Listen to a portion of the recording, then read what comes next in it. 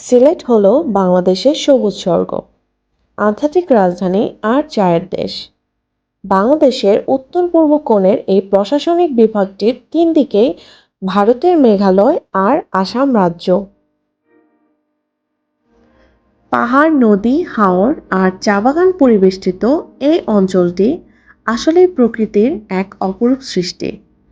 হযরত শাহজালাল ও হযরত শাহপরাণ সহ ৩৬০ আউলিয়ার পূর্ণভূমি হওয়ায় একে বলা হয় দেশের আধ্যাত্মিক রাজধানী। একদিকে যেমন দেশের সিংহভাগ চা বাগান আর প্রবাসীদের রেমিট্যান্সের বড় অংশ আসে এখান থেকে, আর অন্যদিকে রাতারগুল, জাফলং, সাদা পাথর আর টাঙ্গুয়ার হাওরের মতো বৈচিত্র্যময় স্পট একে বানিয়েছে দেশের এক নম্বর ট্রাভেল ডেস্টিনেশন। সিলেটে ঘোরার জন্য তো স্পটের কোনো অভাব নেই।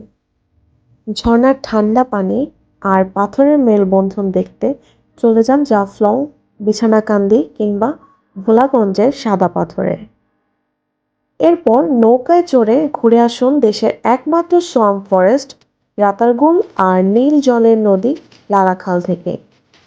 একটু ভেতরে গেলেই দেখতে পাবেন মায়াবী ঝর্ণা, আর সেখান থেকে সোজা চায়ের রাজধানী শ্রীমঙ্গলে, যেখানে চোখ জুড়াবে অন্তহীন সবুজ চা বাগান।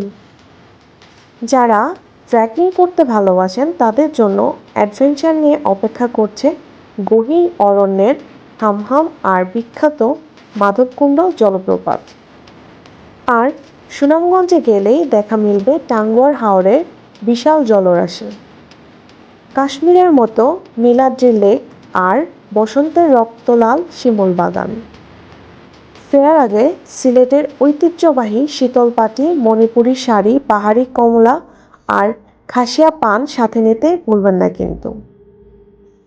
আর সিলেটের ঐতিহ্যবাহী খাবারের স্বাদ নিতে পানসি রেস্টুরেন্টে গিয়ে তাদের সিগনেচার সাতকরা দিয়ে গরু মাংস ট্রাই না করলে কিন্তু পুরো ট্যুরটাই অসম্পূর্ণ থেকে যাবে। আজকে এই পর্যন্তই, দেখা হচ্ছে পরের ভিডিওতে। আল্লাহ হাফেজ।